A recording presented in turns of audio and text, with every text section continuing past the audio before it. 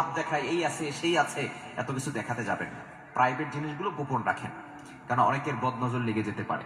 অনেকের চোখ খারাপ, চোখ দিয়ে আপনাকে বাজে মন্তব্য করবে, দেখা যাবে যে আপনার বদনজর লেগে গেছে।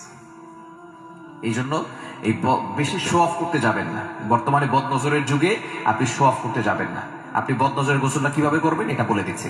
প্রথমে আপনি অজু করে নেবেন। অজু করে আপনি একটা বালতিতে কিছু পানি নেবেন। এটা অবশ্যই টয়লেটে বসে করবেন না, টয়লেটের বাইরে বসে করবেন।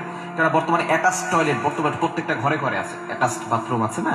তো ওই বাথরুম থেকে বের হয়ে যদি আপনি আপনার একটা বালতি নিয়ে অজু করে, এমনটা করতে হবে, অজু করে একটা বালতিতে পানি নিয়ে পবিত্র পানি নেবেন। এরপর আপনার 2 হাত বালতির ভিতরে দিবেন, অথবা বড় বল নিতে পারেন, অনেক গামলা আছে সেগুলো নিতে পারেন।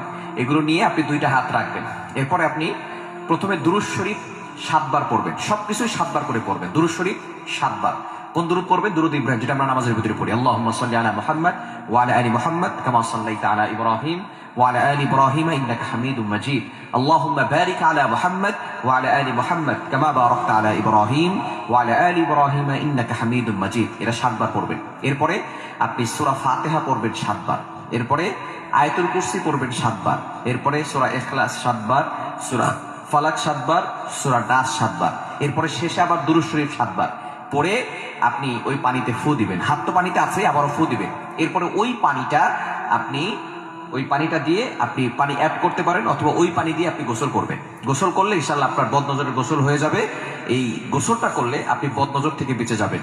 এবং নতুন করে যাতে করে কেউ বদনজর করতে না পারে, এই ক্ষেত্রে আপনি 5 ওয়াক্ত নামাজ পড়বেন এবং আয়াতুল কুরসি আর 4 কুল সূরা কাফিরুন, ইখলাস, ফালাক, নাস এটা পড়ে আপনি আপনার বুকে ফু দিবেন, আর হাতে ফু দিয়ে পুরো শরীরে হাত বুলিয়ে দিবেন। শরীর বন্ধ থাকলে দুনিয়ার কোনো শক্তি আপনাকে ক্ষতি করতে পারে। বদনজরের